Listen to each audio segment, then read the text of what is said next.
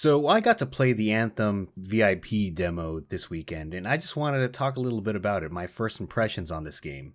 Now, I am going into this game a little bit blind, because I haven't been following the development so much. All I know is that this is sort of EA's answer to Destiny, and then we have, Shinji get in the fucking robot and kill some aliens.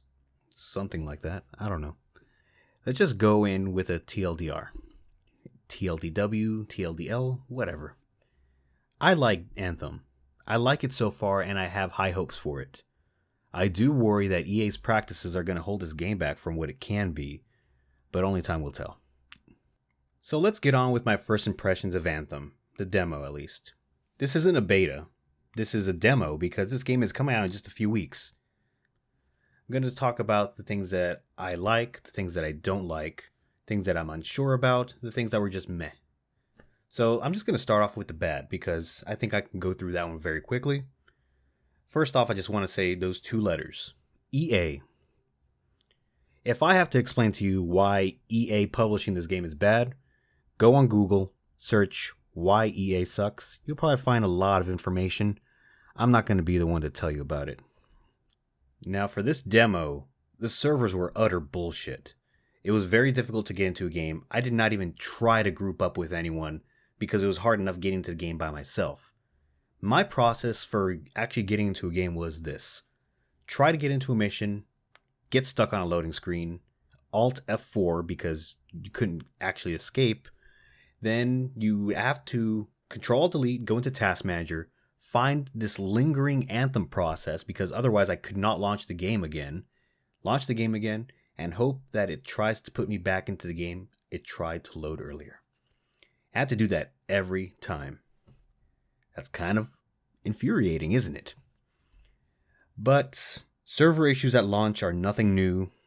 So the next thing on the list is motion blur. Why the fuck can't I turn this off? I don't like motion blur in my games. And I go into this display settings for this game and I turn off motion blur, but it's still there.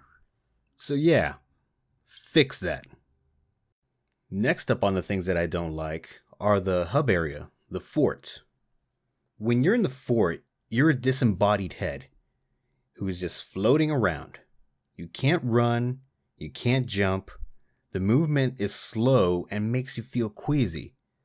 It's really tedious, and I hope that they can fix that because you're going to spend quite a while there. That's where you're going to be getting your missions. That's where you're going to go place to place for talking to different people for whatever else you're doing in this game.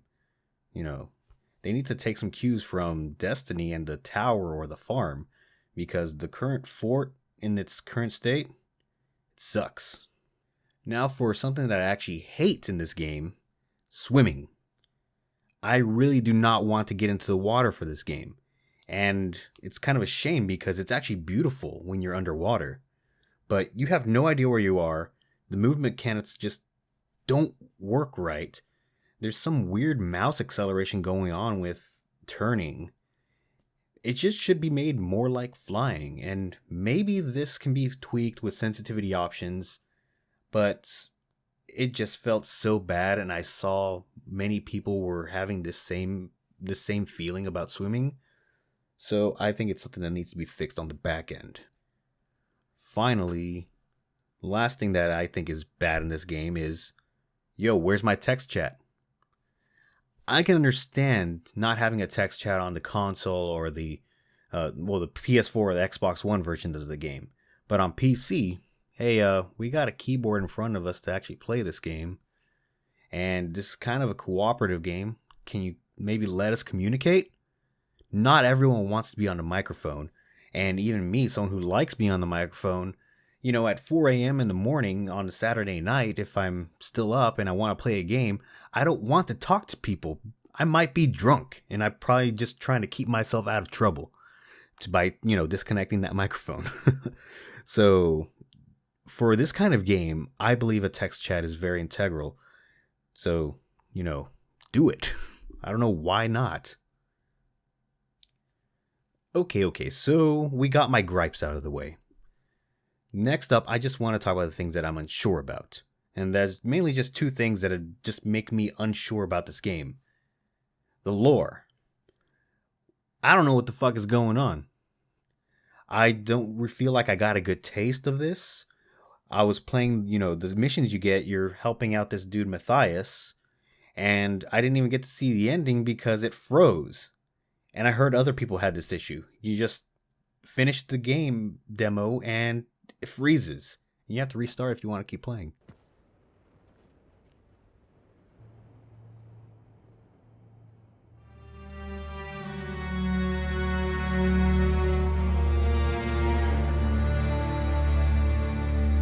I smell burnt toast.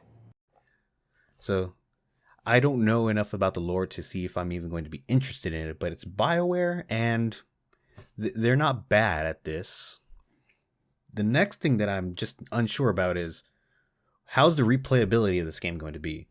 This is a loot shooter, so it's really dependent on the content that they bring out and how they do it.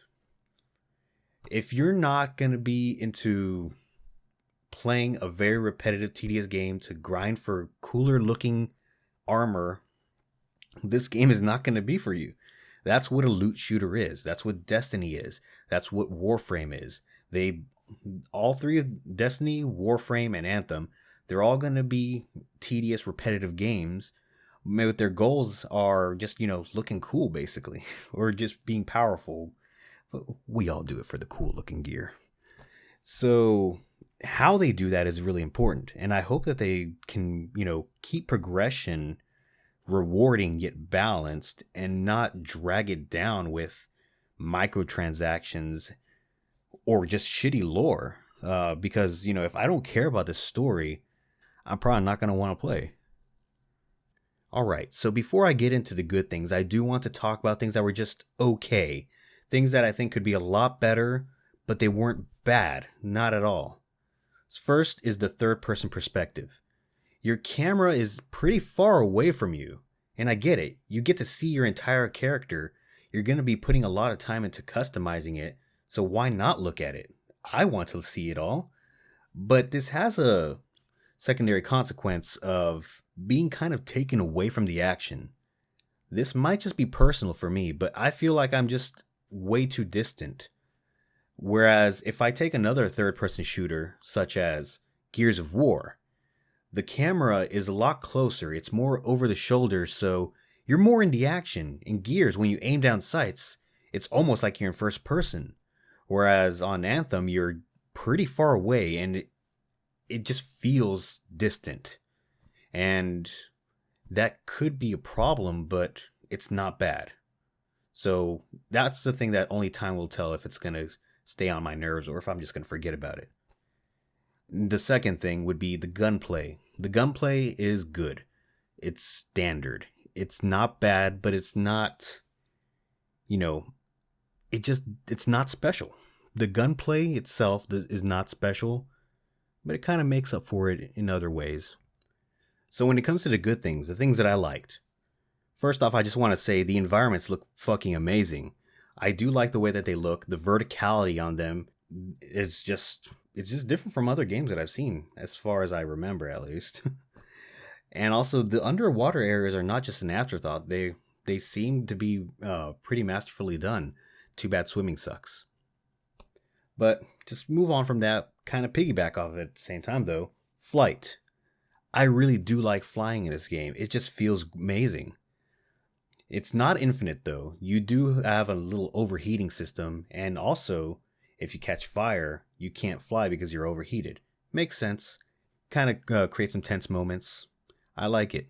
But like I mentioned with swimming, there's a bit of mouse acceleration going on when you're turning, only when you're flying. I think that may be something that I can fix in my sensitivity options though. It's not as broken as the underwater movement. Next up, I really do like the javelins so far. Now I gotta say, I've only played 2 of them, and there's 4. So the Ranger is the one I played the most because that's the default one. That's the one everybody gets. The Ranger is well-rounded, kind of a jack of all trades. And he's got this super attack that's kind of like Farah's Barrage. Justice reigns from above. I like it. I liked playing as the Ranger. And, I have a feeling a lot of people are going to play that one. The next one is Storm. Storm has elemental abilities that are kind of reminiscent of the Warlock in Destiny. He's got ice, fire, and lightning powers.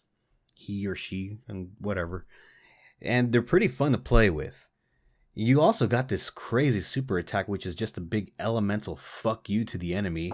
You drop a lightning, fire, and ice on him. It feels pretty great. And it hovers above everything. The storm it can hover above the enemies and just shoot, and has enhanced shields while hovering. You feel like Superman or Dr. Manhattan just fucking up everybody. Also, you get a motherfucking cape. The other two classes are the Colossus, who's a tanky, thick boy, and then you got the Interceptor, Speedy Gonzalez. Didn't play them, but I played games with people in those. They look pretty cool. I don't know enough about them to even talk about them any further. If I'm still interested in this game by the next demo, maybe I'll try them out. Next up, a thing I need to commend this game on is the combat variety. Your means of engagement with the enemy, you have a lot of options. So you've got your primary and secondary weapon. This can be assault rifle, light machine gun, shotgun, pistol, sniper rifle.